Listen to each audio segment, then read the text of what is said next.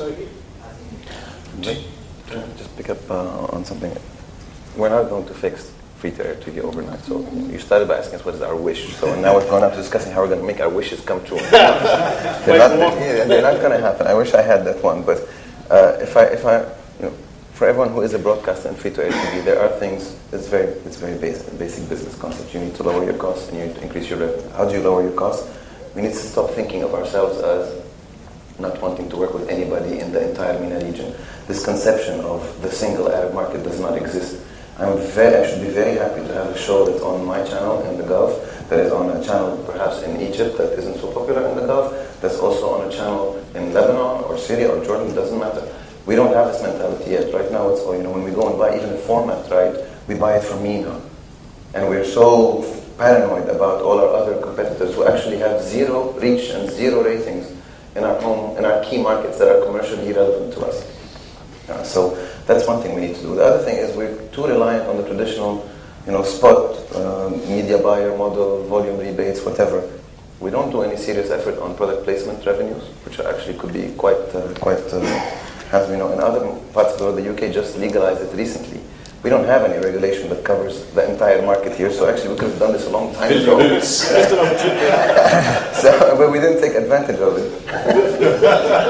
Yes. So we have to face the reality that the business we're in will inherently be a business that's going to take a long time to become sustainable. So let's try to do things that are logical, and these are not rocket science things. These are things that are being done in other markets that we clearly see. Mobile, we keep talking about how it's so fantastic that mobile penetration is so high and smartphone penetration is so high. What have any of us as broadcasters done in mobile that actually made us money? We all are rushing to put our channels in HD, to put our channels on mobiles and iPads and whatever, and we've started off by giving them away for free. I could understand that if we were actually going after maintaining a share of a profitable market, but we don't have a profitable market. So we're missing another trick now. We're doing the same mistake with new technology that we've done when we all went on satellite. So we need to be more, as individual broadcasters, we need to be more cautious and more considerate of the steps that we're taking when we start giving away our content. Nick, what would you say to somebody who came to you, presumably they do, and say, I want to set up a channel here, presumably run a market? It's a question I get asked very regularly. The amount of times I've been asked the question, I want to launch a television channel, what should I do? And I have to say that the first thing I feel honor bound to do is manage the client's expectations, particularly on the revenue side, and get them focused on what they're really trying to achieve. Is it profile? Is it audience share? What is it? Because if it's purely about revenue, they need to understand that the kind of market they're entering. And so, practically speaking, generally speaking, there's another agenda associated with the launch of a particular channel or a particular network, and we can actually work with them. But I do tend to focus also with service providers and entities that are supporting television channels. Taking RTL as an example, it was a very interesting exercise working with them on how they might look at this market, and somewhat surprising for them, I think, that process. But just going back to these earlier points, I think this question of piracy and audience dilution and so forth, the idea of regulation behind all this is very, very hard to manage at a pan-regional level. If practically speaking, Nilesat and Arabsat are the regulator, and I have an enormous respect and sympathy for Salah Hamza, Nilesat, when he will have a channel go up, which the following day there'll be a phone call from Riyadh asking him to remove it for no particular reason, or a channel will go up that is playing DVDs straight from the souk, and there's no code of ethics that he can apply that is universally agreed upon. I mean, Dr. Riyadh is doing his best with the ASBU to try and to generate that code of ethics, but I think that life would become an awful lot simpler if broadcasting was a domestic affair rather than a pan-regional one. I realise that the pan-regional satellite players might have vested reasons for preferring not to have that route, but practically actually a product like OSM will always exist even in that market because it's able to leverage its deals in such a way to have a really compelling product offering.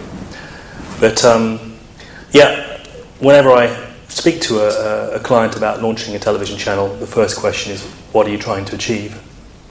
Do you see a future for people here to broadcast without being traditional broadcasters, perhaps to use online, to use mobile, to establish a presence without having a traditional? About 3 years ago, I kind of jumped the fence from being pure satellite guy to sort of starting to recognise the merits of IPTV and the telco approach, because it offered this way of actually unlocking the tastes of individual viewers. I mean, in the end, it might be advertising revenues and it might be better value for content rights owners, but ultimately the viewer gets the channels they actually want on a country-by-country basis. So if you look at the demographics of the UAE, there's a significant Filipino population, a significant Pakistani population, Indian population. How well served are they by Nilesat? There are opportunities there, but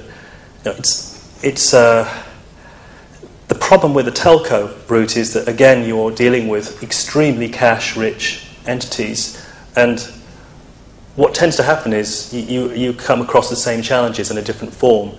In my experience, the telcos are so concerned about losing the opportunity to be the content rights holders themselves and being perceived as just the pipe, that you have a whole other issue arising there, which again potentially will stifle entrepreneurship. So I think there's an endemic issue, which is if you've got the cash, you kind of want to spend it. So how you can ever completely overcome that, I don't know. It does exist in other markets, and as David pointed out, I mean, Rupert Murdoch spent a lot of money before he started generating positive cash. But in this market, I think the internet itself will provide some easement of this, because if you go beyond IPTV, we're now talking about platforms existing independently of even set-top boxes, and that might well be interesting. Although I have to say the research so far on connected TVs suggests that they're not really having the traction that we might have hoped. I mean, people might be correcting me on this, but at the moment it's still boxes and TVs versus internet and so forth. And perhaps the best way you can actually see how that's happening is that we're operating in an environment now where, in theory, as broadcasters, we're under this massive threat from the internet, from connected TVs, from smart TVs and all these OTT services. Yet, when you go to the program screenings in LA and MIPCOM, the portfolio of programming coming out of the networks and the global producers of content has never been richer. And the reality is people have never spent more time watching television than they are today. So on the one hand, you've got the theory of technology is coming in to eat our lunch. And on the other side, you've got the reality that people are watching more television than they ever watched before. Even the telcos. The telcos globally have gone through this, we've got to be in the content business because otherwise we can't make our margins. And then suddenly they're all crying because their margins are all dropping off the cliff because they keep giving away their primary product. And even the telcos are waking up saying, wait a minute, are we expanding our own cost bases too much by trying to compete by getting into a bidding war for content with traditional broadcasters? Why don't we go to the traditional broadcaster and get the content from them and keep the prices down? So I think the models will evolve, but I don't think we certainly don't have the view that television as we know and love it is dead. Quite the opposite. I think it's a thriving environment. And yes, there's some competition. Great, bring it on. Do you think these other models will just are they just enhancers of the content? I think when you look at what's happening in the US as a precursor to what could happen to us, the ironic thing is that the more there are options there are for people to find content, the more individual brands behind that content become important. So HBO is an even more important creator of content with the advent of all these other platforms that it's available on than when it was only a cable channel, because now people know how to associate this name with quality product, and so when they're on Hulu or when they're on the web and they're searching, or if their Google TV ever figures out what it wants to do and tells them about it and HBO lets them to see it, they'll know that this is something worth watching. So the trick for broadcasters, I think, with platforms so that they don't become extinct because of them, is to realize that it's not only about broadcasting, it's also about being synonymous with quality content and owning, and maybe not all, but at least some of that content. Because if you want to re-exploit your productions, you need to own the rights to exploit them on different platforms, you need to own the rights to exploit them with telcos. If you're just somebody who's passing things through, then at some point you will be marginalized. And we have to adapt. How have we reacted to the fact that you can get content downloaded on the internet is that we've had to bring our windows forward, so we now broadcast some beautiful 1080i HD content within 24 hours of its international release. The windows that are operating in the Middle East are the earliest windows anywhere in the world.